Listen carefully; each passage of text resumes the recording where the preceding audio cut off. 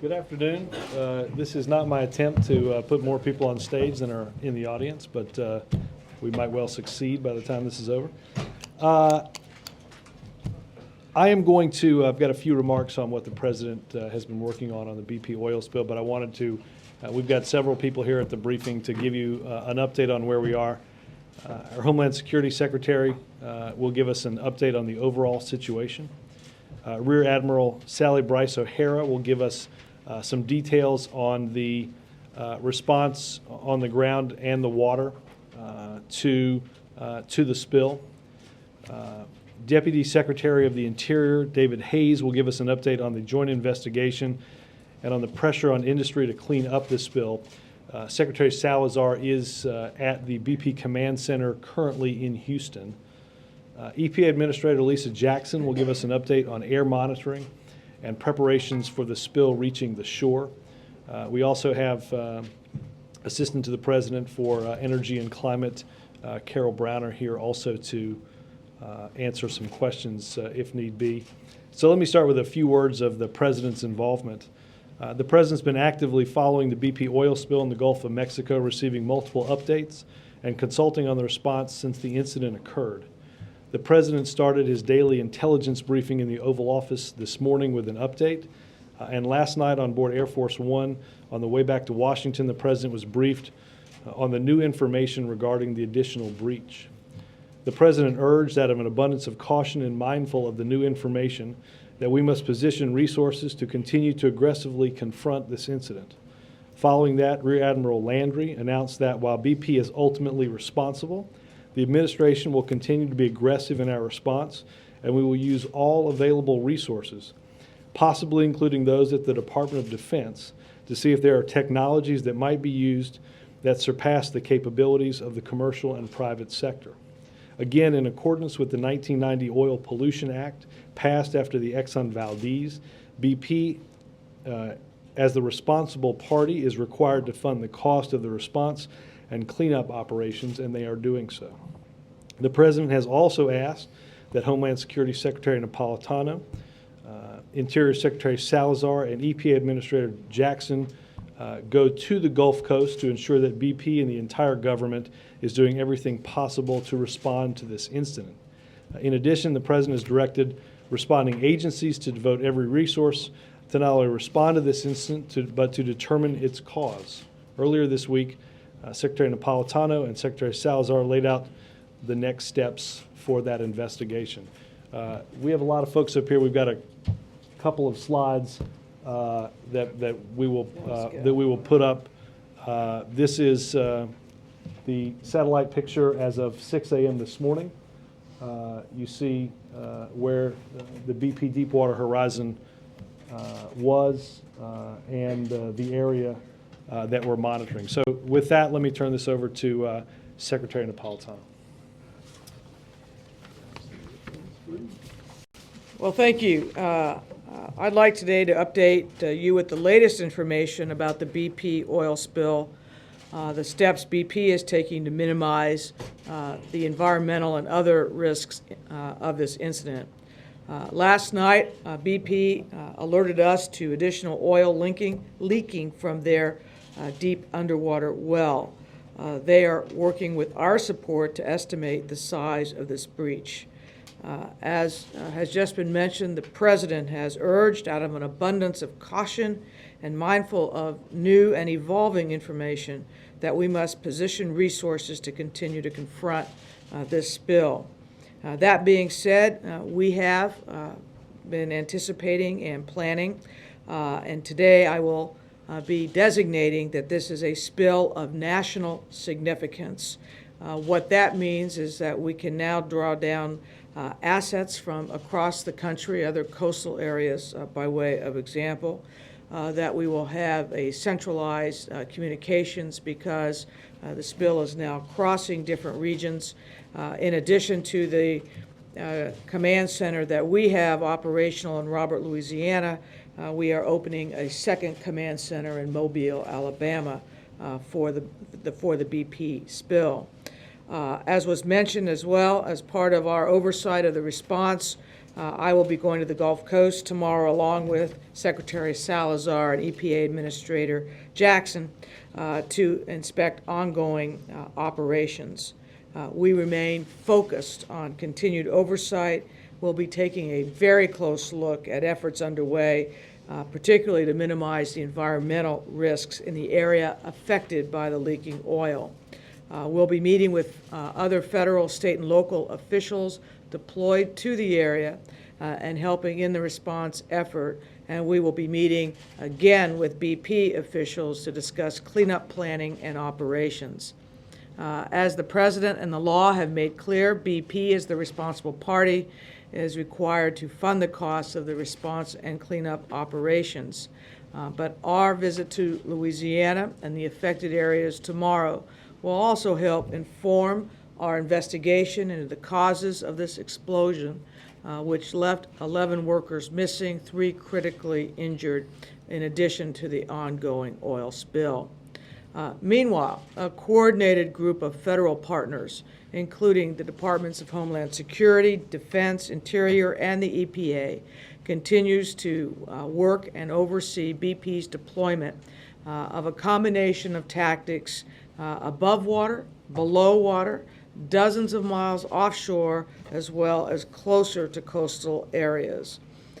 As you know, yesterday, BP began a controlled burn designed to remove large quantities of oil from the open water in an effort to protect shoreline and marine and other wildlife.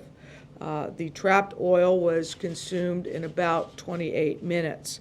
BP continues to use chemical dispersants, which, along with natural dispersions of oil, will address a large portion of the slick.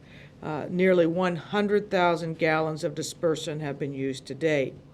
Among other response activities are in on-water skimming, subsurface wellhead operations, continued efforts to see if they can get that shutoff valve to close, and significant booming efforts underway to protect vital shoreline. Right now, at least 174,000 feet of boom have been deployed, and other boom will be deployed at 6 staging areas, and they are ready to be deployed right now. In addition, approximately 1,100 total personnel are currently working the spill, and 685,000 gallons of oily water have been collected so far, using nearly 50 vessels and multiple aircraft who are engaged in the response. We will continue to push BP to engage in the strongest response possible. We will continue to oversee their efforts, to add to those efforts where we deem necessary, and to ensure, again, that under the law, that the taxpayers of the United States ultimately are reimbursed for those efforts. But that is not the key focus, I must say, right now.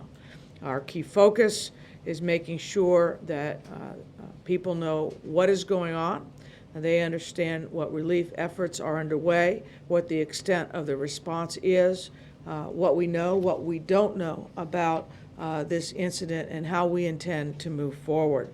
And with that, let me introduce Rear Admiral OHare.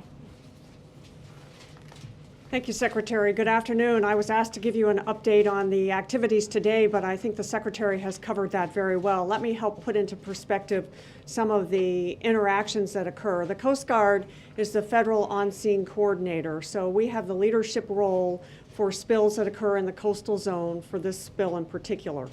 We have been very aggressive and proactive in our response, but we have not been alone. We work with federal partners. There are 16 federal agencies who form the National Response Team.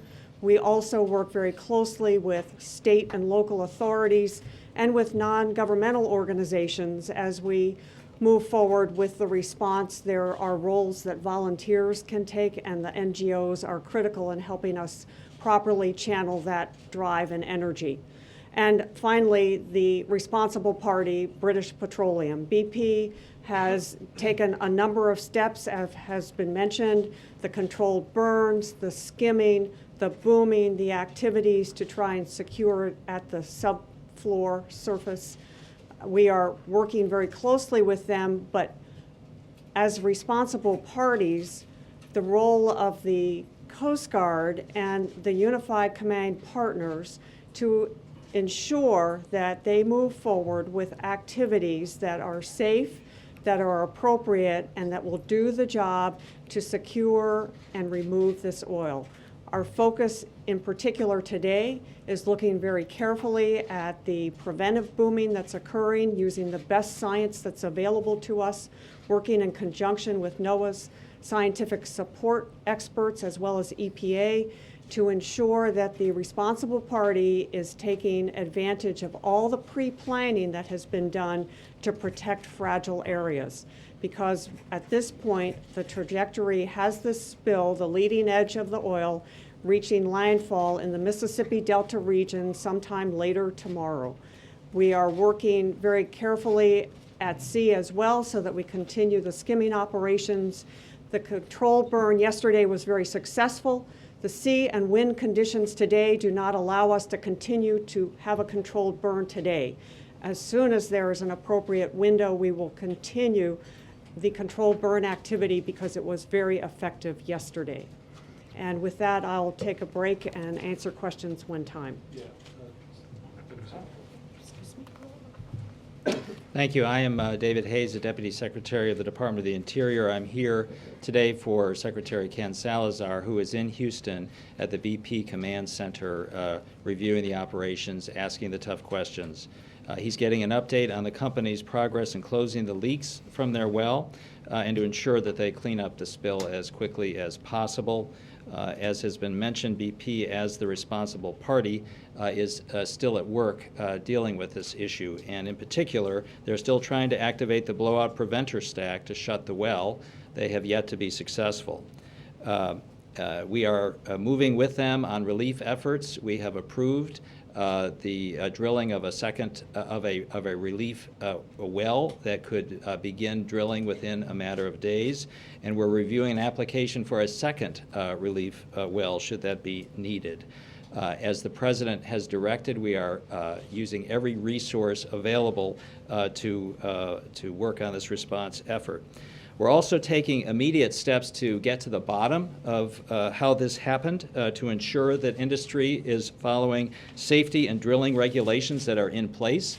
Yesterday, of course, the joint investigation was announced by Secretary Napolitano and Secretary Salazar. That is underway. That joint investigation will have every tool it needs, including subpoena power, to get to the bottom of what went wrong. Also, Secretary Salazar has ordered immediate inspections of all of the deepwater drilling rigs and platforms in the Gulf of Mexico. Our inspectors will verify that companies are following the law and all regulations as they conduct their operations. That inspection operation is underway as we speak.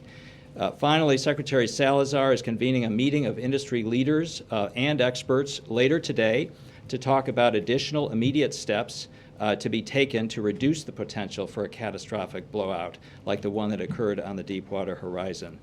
We also want to ensure that they are providing every resource and every idea available to help. Obviously, although this type of incident is rare, it's extraordinarily serious, and we expect industry to be fully complying with the law and to be taking aggressive measures to ensure that this type of incident does not happen again. I believe that Administrator Jackson. Hi, good afternoon. I'm Lisa Jackson, Administrator of the Environmental Protection Agency. Over the past days, EPA has mobilized to respond to this crisis. We're working closely with DHS, with the Coast Guard, and of course with the White House to monitor the situation and address environmental impacts. First, EPA is providing full support to the United States Coast Guard. As you heard the Rear Admiral explain, the Coast Guard is in the lead, and EPA on the National Response Team provides support. We've moved our initial resources to the Command Center in Louisiana, and we'll be moving additional resources there today and tomorrow, as well as to Alabama and Mississippi. We have stood up an air monitoring program. That program has begun already. We'll soon be getting information on the results of the first samples out and on our website. And we'll continue to beef up that program as we've now learned that we're dealing with additional breaches, which probably means additional controlled burns in the future. EPA has air monitoring aircraft that are, one, that is gathering information on the impact of the controlled burn on air quality, both in the area of the burn and, of course, further away. We're collecting air data from fixed and portable air monitoring stations in the area. We'll analyze that data and, as I said, make it public in the coming days, certainly as soon as possible, along with the air monitoring plan, which is in draft and which will be revised as we go along and as the situation changes. Third, as has been discussed already, we expect the oil to hit the shoreline in the near term. In that event, the Coast Guard will remain in the lead. The Coast Guard is the lead on the water and in the coastal zone. As that happens, though, we expect EPA's role will expand. EPA is generally the lead for land-based cleanups. So we are preparing for that scenario by increasing our support to the Coast Guard and our other federal and, very importantly, our state partners, and ramping up the monitoring of air quality. Surface water impacts will be next, and that will include sampling the water. Finally, as the oil does hit the shoreline, EPA will provide support to assess the impacts on the coastal shoreline and play a key role in implementing the cleanup. As a daughter of the Gulf Coast, I know that it is our job to ensure people that we will be eyes and ears working with the states who have valuable and vital resources to monitor air, water, and land quality. Thank you. Let me just make one quick thing, just an announcement. The regular on-site media briefing that has happened each afternoon in the Gulf will take place as scheduled in addition to this. Erica? Yeah, could someone explain under what circumstances DOD will come in? Does BP have to request that for some reason? And then when or if DOD does become involved, what exactly can they provide in terms of equipment or technology that BP and the Coast Guard cannot do?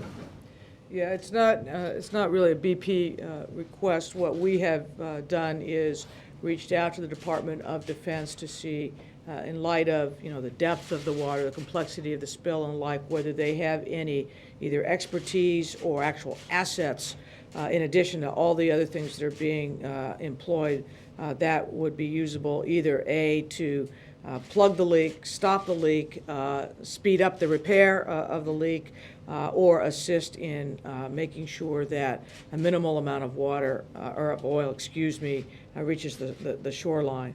So that's being done at the operational level today, working with the Coast Guard, the Department of Interior, the EPA, NOAA, the other federal agencies that have been involved since the day of this spill. And if and when they have something to add, we'll certainly make that known. You don't know whether, at this point, whether they do have assets that would be useful? Not right now. That was something the President authorized looking into last night during the briefing. Chip? I think what the frame of reference most people have on this is the Exxon, on oil spills, is the Exxon Valdez. That was 11 million gallons. I've seen an estimate that this could be well over 4 million gallons under a worst case scenario. Could this turn into a catastrophe approaching that level? Well, I think by designating it a spill of national significance, we are already illustrating that this is one that every available asset will be usable should it be necessary. Now, the difference with the Valdez, the Valdez was a knowable quantity of oil because it was a ship. This is leakage from a well. Now, over the course of time, we've seen the amount of oil that has come out. NOAA has been able to revise estimates based on the length of time of the incident. Those estimates will become better and better over time. But we are deploying, and as if this would be a major incident. Would I use that kind of language? Would I throw out those kind of numbers? I think that itself would be premature. Some local officials are already complaining.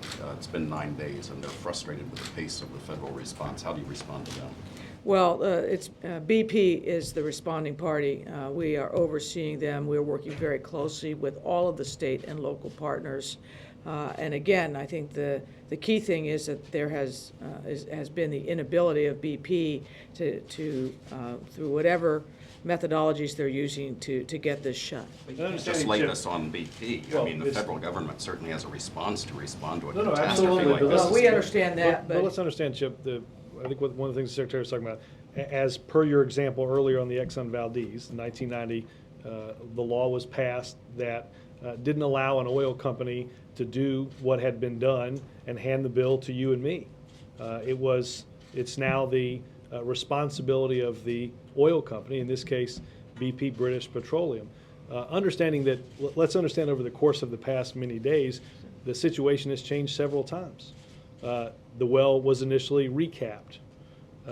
Then it wasn't capped. We found, as of yesterday, additional breaches. Our response has been commensurate with that each time. Shouldn't the federal response be to respond to the possible worst-case scenario right That's from the exactly start? what we're doing. let the Admiral talk to this. I would assure you that we are being very aggressive and we are prepared for the worst case. That's why we have mobilized in the numbers that we have and worked out a plan that is as large and as broad sweeping as the one that's in place, looking at the 4 states with likely impacts. We have a very important distinction to make between this case and Exxon Valdez. The Oil Pollution Act of 1990, which was precipitated by the tragedy in Alaska, has put forward a response plan with levels of certification and qualification for those who respond to oil spills.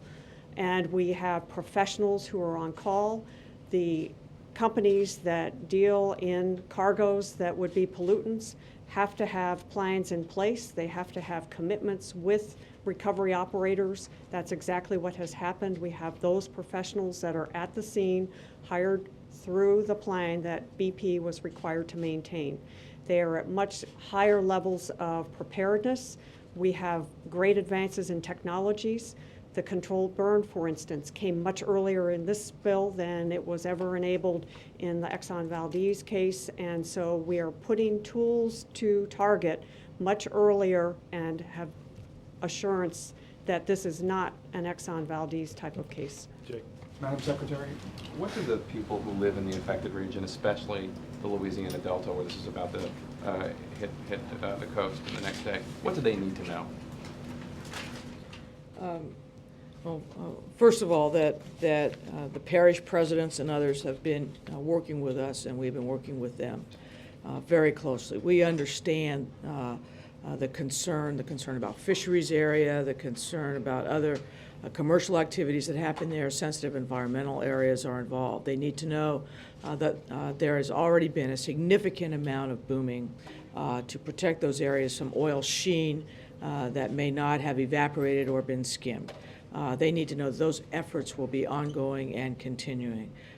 They also need to know that we will be open and transparent with them.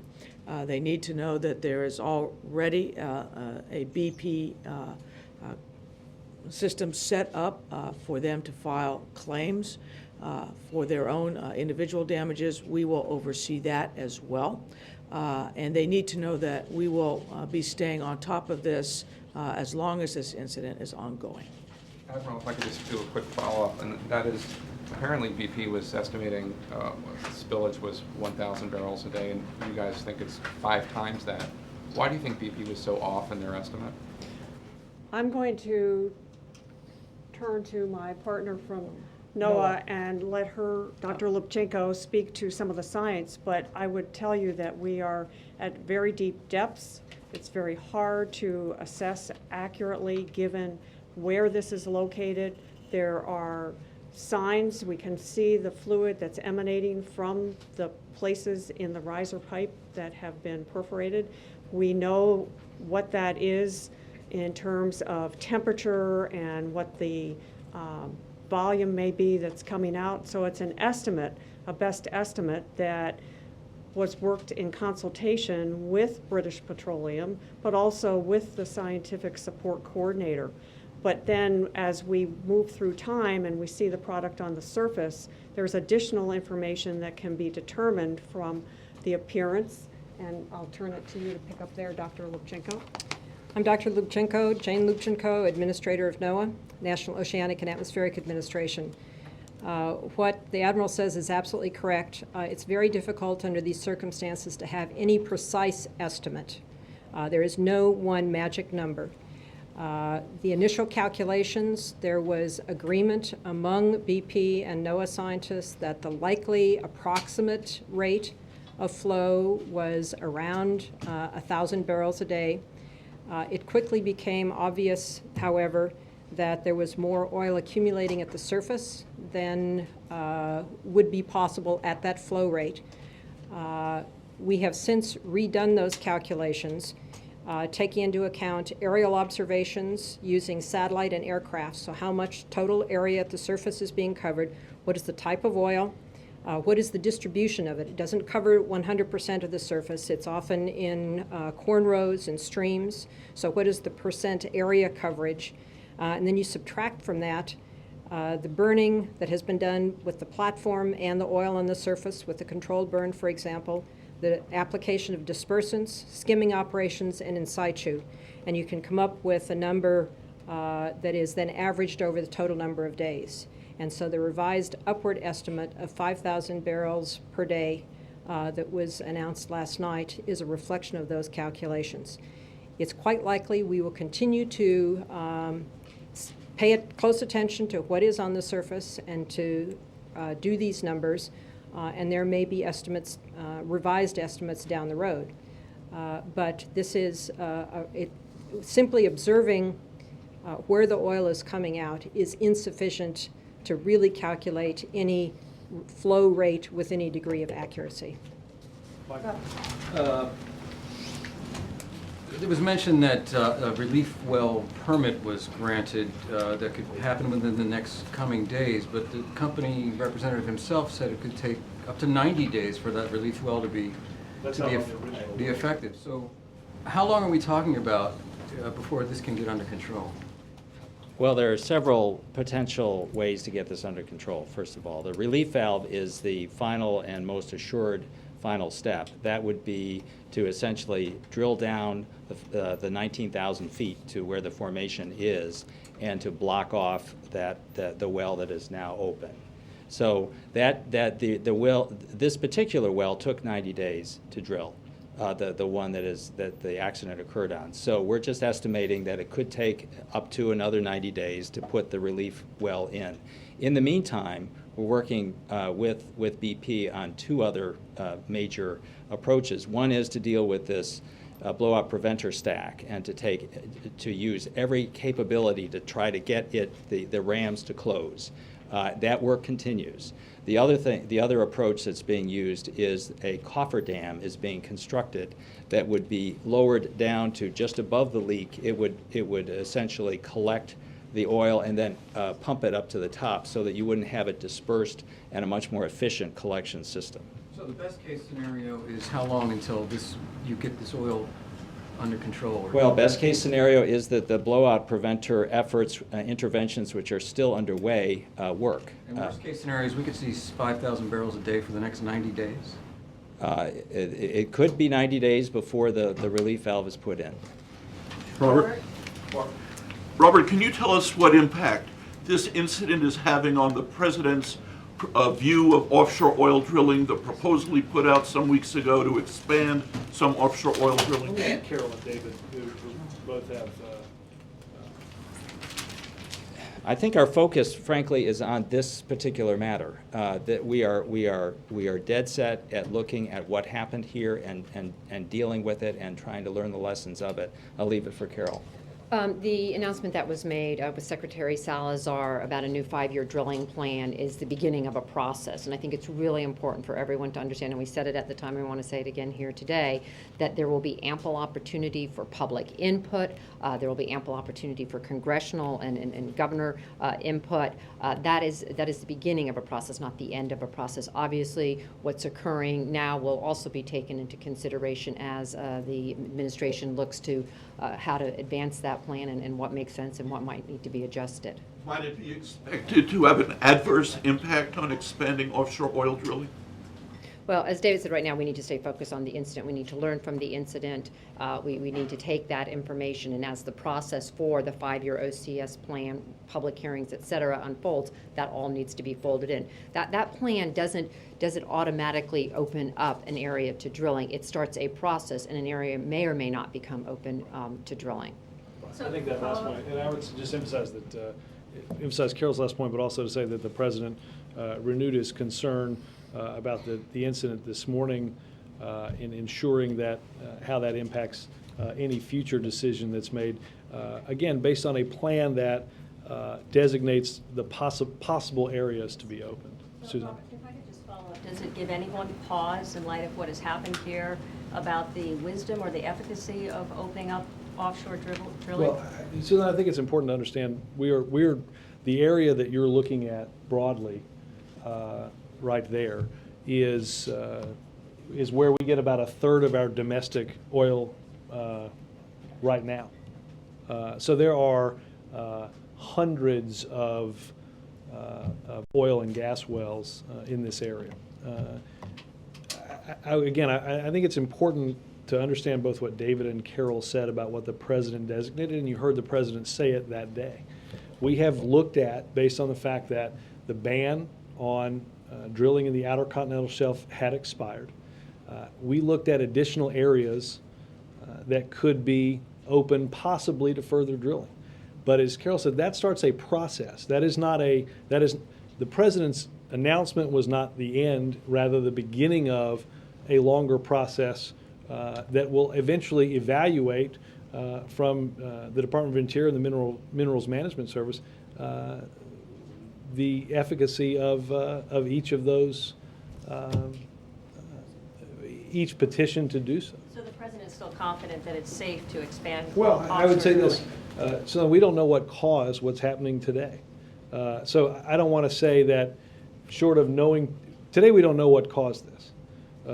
If we're saying that David and Ken and others came to the President and said, here's what caused it, could that possibly change his viewpoint? Well, of course. I think our focus right now is, one, the area, the spill, and two, also to ultimately determine the cause of it and see the impact that ultimately may or may not How have. much time do the people in Louisiana have before this oil hits the shore? Is this imminent? Yeah, I think Rear Admiral Brice OHare said we think it's likely that later tomorrow afternoon. Do you have any sense of how much damage, what kind of impact that could have? And can you also, somebody talk about the impact on the wildlife? Let me just say, hitting shore presumes, no dispersant, no skimming, no burning, and no boom. But the booming is going on in particular in places where, according to the trajectories, we think it would head for land first, and that is this outer area right here in Louisiana. It's deployed right up there, so you can see that's where the boom is being deployed. Admiral? Well, I would just add that there is what's called an area contingency plan. It's what all of the involved stakeholders have pre-planned. We know where the sensitive areas are, nesting areas, fishing areas. All of the habitat is well understood. It's part of a plan as to how you then would lay out the boom to protect threatened areas from the product that's coming in. There is imprecision of just what the winds and the sea state will do with this slick as it moves closer to land. But our best estimate is tomorrow, late tomorrow, early into Saturday. There is a little bit of a piece that seems to be floating somewhat separate from that. We're watching that carefully. But the boom will be there ready to respond. And then it's a layered approach. That's not the only thing. Behind booms, you have absorbent pads. You have cleanup that's ongoing. Again, this is a cleanup team hired by the responsible party, the polluters paying.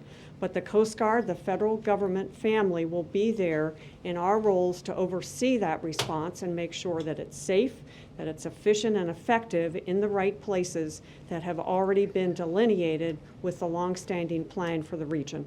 So what's been the impact to wildlife so far? Do we know? We have no indication. I'll ask Dr. Lubchenco to speak to that as well. We have no indication that there has been any recovered wildlife. Sometimes you might see seabirds. None of that has appeared yet. But there will be. We can't say. It depends upon how the oil travels, how effective the booming is. We'll wait and see, but we'll be prepared. We are assuming worst case, so we will be prepared for And that. let's also understand, this is, as was said, this is also dependent upon weather conditions. So understanding that, I also want to let you all know that while we have been in here, the President has reached out and talked with Governors Jindal, Christ, Perry, and Riley and Barber, the 5 Gulf state governors. We'll have a more detailed readout on that a little bit later. Jeff, did you have something? Yeah, Robert, as the administration looks at the causes of this, would you support having a pause in new deep water oil drilling so that oil companies can prove they have the technology and the ability to control and prevent these types of spills? David, do you want to? David and Carol. Everything's on the table.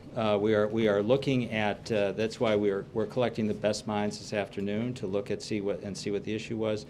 As Robert alluded to, this is an extraordinarily unusual event. The last time there was a blowout like this with loss of life was 1984, and in the meantime, we have 1,000 offshore platforms or mobile rigs in operation, producing 30% of our domestic energy supply.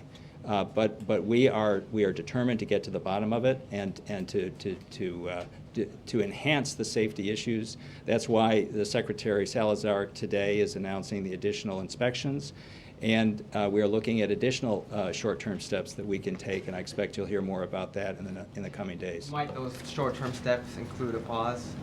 Do not know. We're in the process of evaluating. This is a highly regulated area. We think the fundamental practice is safe, but obviously we're looking very hard at everything. And one follow-up for Carol. Carol, how does this affect your efforts to get a climate bill advanced? Well, as the President said yesterday, we remain committed to comprehensive energy reform. We continue our efforts with members in the Senate, and we'll be continuing these. Obviously, this will become, I think, part of the debate. That goes without saying, but I don't think it means that we can't get the kind of important energy legislation that we need for the people of this country if we're going to create the clean energy jobs that will allow us not only to build our renewables here, to build clean batteries here, but also to compete in the global demand for clean energy technologies. Does it not hurt the process a little bit? The process is already kind of hurting? I think it becomes part of the debate, and that's the way that, these things happen. Something happens and it has to then be incorporated into the debate. But we're looking at all energy production when we talk about comprehensive energy reform for this country. Jeff, I'd also mentioned I would take into account what the Department of Interior announced yesterday is also weighing in on the debate by approving the first offshore wind farm in the United States. And Secretary Salazar said during that announcement, this is the beginning of a host of these along the eastern coast. Mike? So 2 things, Robert. One, is there a reason why this kind of assembly with all of these folks and you and briefing us didn't happen earlier? And this goes sort of to Chip's question about response. I mean, obviously you guys are completely geared up today, but why haven't we seen this kind of geared up earlier? Mike, I've read many of the stories in your paper. I think you've got reporters that have covered, as I mentioned, the daily media briefings that have generally happened at 3 or 4 in the afternoon. An additional one happened last evening to announce the new information about an additional breach. All of the members that are standing behind me represent departments that have been keeping the President up to date for as long as this has been an incident that we've been watching. The President has spent quite a bit of time a week ago getting fully updated on what's going on. I would say this, there's no doubt that, and I don't want to presume that this won't continue to happen, but as we go farther, we learn more and circumstances change. I think you've heard each and every person here say we have planned for and dispersed resources for whatever the worst case scenario might be. 80,000 feet of boom with more in the area to potentially be deployed. A whole host of activities that are being carried out to ensure that what we envision as the worst-case scenario doesn't come to pass. Kristen? Can I just follow up one other? Yeah, can go, I you just- want to add something? I just wanted to add something to that, which is to say that as the spill occurred, the initial first on-scene responder, Coast Guard, the initial focus, of course, was helping remove workers and also the search for the 11 missing workers. By Friday, we had convened the National Response Team, and we had convened that at the cabinet level to begin making sure that on the scene, on the ground, in Louisiana, in the Gulf Coast, everything was being done and coordinated properly. The press has been focused on the ground there simply because that's where the information was.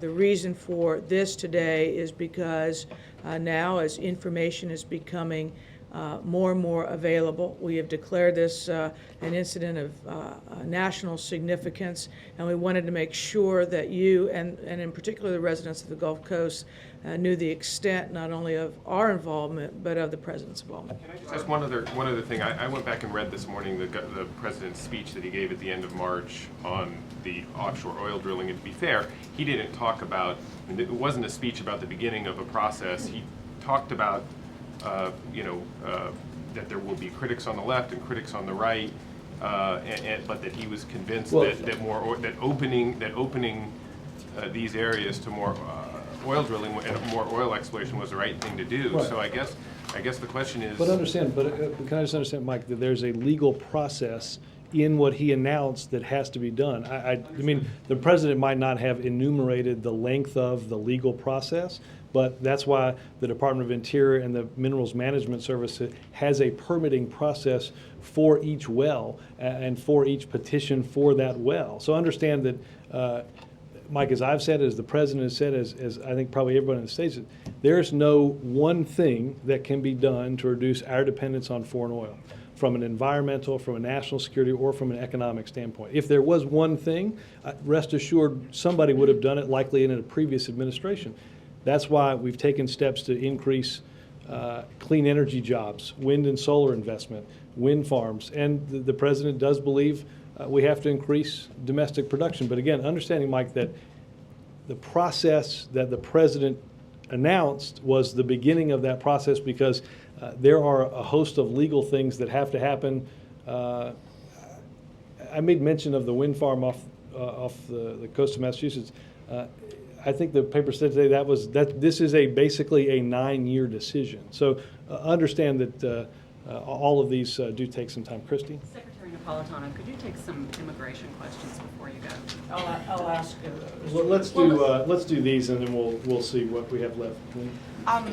You mentioned that there's going to be a much greater federal response to this. Can you give us an estimate of how much you think this is going to cost in a worst-case scenario, and who is going to bear the cost of that response? Will it be American taxpayers? Under the Oil Pollution Act, BP pays for all this. They pay for everything. Yep. Robert, would you agree with Henry Webb's? Hold on, let me just go here. Yep. So is there a point, though, where the federal government shifts from oversight of BP to saying, we're taking control and we'll send you the bill, and are we at that point? We are certainly not at that point now, and I don't imagine, given the professionalism of our partner BP and maybe partner was, let me back up. They are not our partner. They are not our partner. In terms of bad choice of words, our responsible party has shown willingness, they've shown resolve, they've shown accommodation for what the government has asked of them. They too have been forward-leaning. I can't emphasize enough in terms of what's happening underwater, the state-of-the-art of that technology. There are not easy answers. But relative to the spill response, we find that they are doing what they should be doing. We will not let up on our vigilance and observation to ensure that they continue to bring everything possible to bear to manage this spill response and to prevent damage to fragile ecosystems. Can I actually just want to add one slight amendment to that. When it comes to monitoring, to actually taking data to determine contamination, whether it's air, water, whether it's NOAA's work on estimation of the amount released, whether it's deciding how to protect beaches or fisheries or fragile resources, the government is doing that work. EPA has tasked its contractors. We will be sending a bill to BP at some point, but it's our belief that not only the federal government, but for example, those fixed state monitors that are now being asked to step up and do more air monitoring or potentially water monitoring, that work is best done. It's inherently governmental, but BP should pay for it. You said that EPA is responsible for ultimately footing the bill, but have there been any initial cost estimates that have been factored? The initial cost estimate for BP? What, yeah. Just total. I would direct that to BP. Rob, I have additional questions for Deputy Secretary Hayes. Could you elaborate at all on the meeting later today and who from industry will be here, whether Secretary Salazar will be back in time, will BP be having a representative at that meeting? Secretary Salazar will be back. He'll be hosting the meeting. There will be others from this stage and at that meeting as well. We have invited all of the major players in industry that do deep water drilling and production to send their CEO and top technical folks to have a discussion about what we might consider doing in the short term to ensure safety, getting to the point that was made before. So we expect it to be a technical and substantive discussion. Do you have any names of CEOs who will be there? What We'll companies? get you as not just who was invited, but ultimately who shows up. Margaret? Thank you. Robert, some Americans remember the Santa Barbara spill, many remember Exxon Valdez. Once we know more, do you expect that because this is such a galvanizing event, the President will speak in detail to Americans about what happened, what it means environmentally, what it means for policies going forward? Should we expect? Yeah, look, I think as Carol said, this, and as Secretary Napolitano, this is a incident of national significance, and of national importance, and I anticipate that that could be possible in the coming days. April? Robert, someone here could speak on this. This has a ripple effect as far as the economy is concerned on the fisheries as well as gas prices. Is there anyone in this administration who's already taken the lead or moved into the area of trying to make sure that prices will not skyrocket as much as with this leakage and with possible problems with fish in that region? Let me just say, I will. Let me ask NEC on what they might be working on in terms of gas prices. Obviously, one of the things that we discussed with the President this morning, you have shipping channels that could soon, the area of the spill could soon be in a very large shipping channel, and the ramifications that may or may not have as well. Just make one factual point. This well was not a production well yet. It was an exploration well. So it wasn't as if oil that was being shipped out to refineries has been lost. This was a exploratory well. Ripple effect, and what should the American public brace for? I mean, people were screaming at $4 a couple of years ago. I mean, is that a possibility now with this? Because I don't want to get into the conjecture of that. I think, as Carol said, it's not as if a known quantity of oil has been taken out of the market because this was exploration, not production. April, I think first and foremost, the people that are behind me are focused on managing this incident and ensuring that it has a minimal effect on our environment and our economy. Robert, are you seeing anything right now as far as environmentally concerned, seeing fish washing upon the shores and things like that? I think that was addressed earlier that was not the case. Sam? You mentioned the calls to the governors. Has the President also reached out for any discussion with members of Congress from the area? And also I believe members of Congress were briefed last. And also, is there any talk of the President going down to one of the command centers? I don't know if I can check scheduling on that. I know that we've got these guys going down there tomorrow, but I don't know about the President's trip down there. Robert, Bill? does the Hold on. Let me just, Bill. Robert, I think Don't worry, I haven't missed you, Bill. I think the Admiral mentioned the Mississippi Delta as maybe tomorrow being impacted.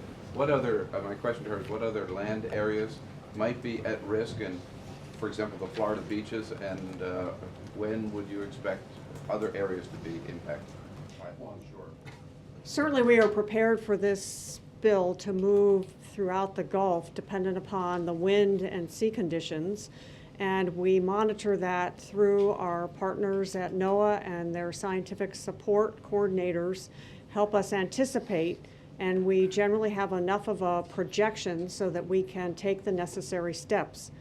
All of that said, Florida, under the federal on-scene coordinator, who will be designated today in Miami to oversee the coordination of all operations on the Florida coasts, has been provided discussion, information, and guidance to prepare themselves. They also have contingency plans that will be brought to bear when the time is right.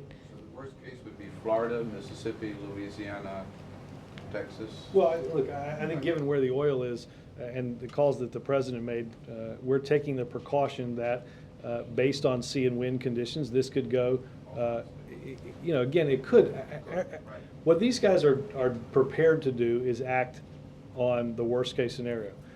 The action on the ground is to ensure that that doesn't come to pass. And that's what we're working on right now. Robert, can I add something? Oh, I'm sorry. One of the responsibilities that NOAA has in this regard is to stay on top of the weather forecasts and to do the oil spill trajectories. We are able to do only a number of days out at a time because the winds are so variable this time of year. When the oil first was released from the well, it stayed in that area. It went, the winds have shifted around a number of times since then.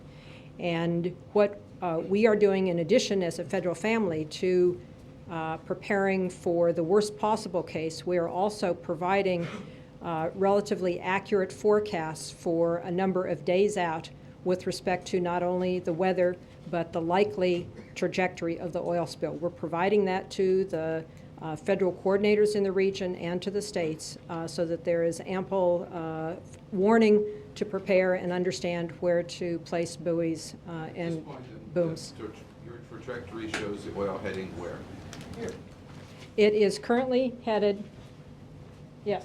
Yes, and only there. The current forecast is for it to head here and then to move up around this area. But as the winds shift, which they likely do, that could change. You mentioned the briefing with members of Congress last night. Henry Waxman made an assessment that he felt BP's response to this wasn't adequate. I wondered if the administration agrees with him and if everything that's being said here and the intensifying government oversight represents an assessment that their plan as required by law is inadequate. Let's understand this. With intensifying oversight, oversight is that's not accurate. We have, based on the law, the U.S. government has oversight over this at the moment that it became an incident, okay? The president has asked us and asked us last evening when we briefed him on the plane and asked us again this morning to ensure that we are being as aggressive as possible in doing all that we can and that any and all resources that might help be deployed as quickly as possible in order to ensure that what we have doesn't become worse. So we are, that's our focus, is ensuring that each and every step can be taken, and that's why the president asked that the Department of Defense to begin to also look at what possible assets they have that could ultimately be helpful. So is BP's plan adequate then, well, in the administration's view? At the moment, I think you heard Rear Admiral say, right now, they are responding. We are overseeing that and evaluating as conditions change, whether that needs to change as well. Yes, sir. As this investigation continues over what caused this, are other rigs or other wells in the region being looked at or impacted in a way to prevent the problem from compounding? Yes, is the answer. Per my earlier statement, we are increasing our inspection frequency. We have a SWAT team of inspectors. We have 55. The Department of the Interior and Minerals Management Service has 55 inspectors on the ground in the Gulf dedicated to this task. So yes, inspections are proceeding. This particular rig was inspected how many times? Yes, it was. It was, this particular rig started drilling in this location in January of this year. Under the regulations, it's subject to monthly inspections. It had monthly inspections, in fact, with the last inspection being less than 2 weeks before the incident. Josh. Earlier on Monday. I'm sorry, but does that suggest that inspections are inadequate if they didn't find something 2 weeks before? We don't think so. We don't, again, I think that is hard to determine until you determine the cause of what the incident. Sorry, I have a question about the slick itself. First, what's the correct terminology in the White House or the administration's view at this point? Because on Monday you guys had referred to it as surface oil sheen. Is that still, with the 5,000 barrel a day estimate, the way to look at this? And if I went out there into the middle of it, would not be advisable. Right, but are we talking about something? Sheen sounds somewhat trivial compared to what we remember from the Exxon Valdez, which is gads and gobs of thick crude oil coming up on shore.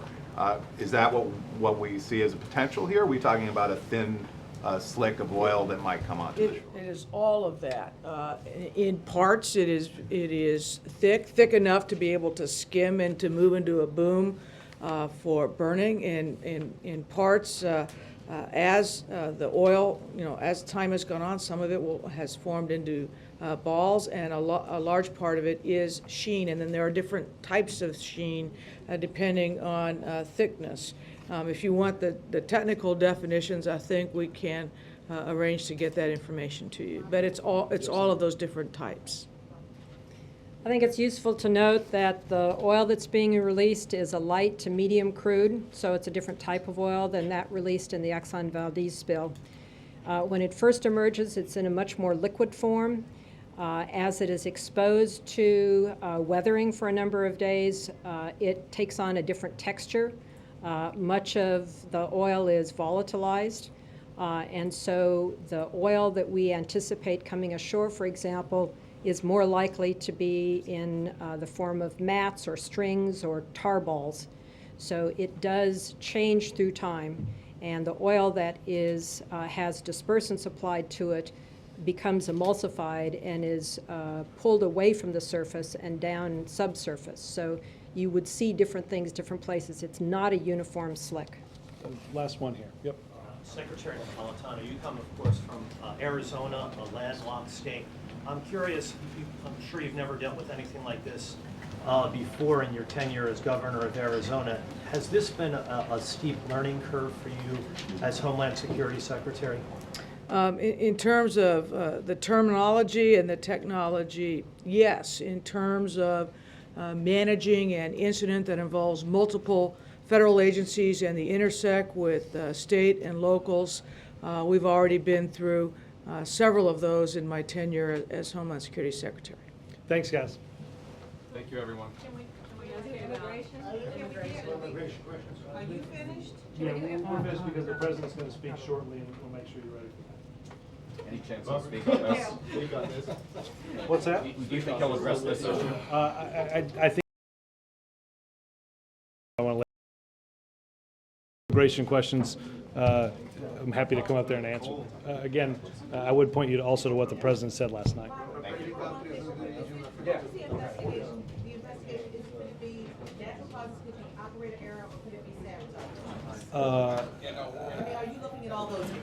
Well, again, we don't know what the cause is, so we're looking at determining what that cause is, and obviously looking at anything. I don't want to get into the specifics of some of the things you just mentioned, but again, we've got to figure out what happened, and that's currently ongoing.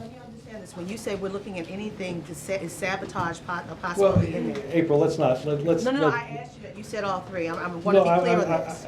Let me. I do not want to get into the delineation of what might have caused something we don't know what happened. Let's determine before we get off onto conspiracy theories. Let's determine what happened, and we'll have a chance to talk about it. The president's going to be making some remarks at the top of the Teacher of the Year. Right, that's what I'm going to go check on. Thank you, guys.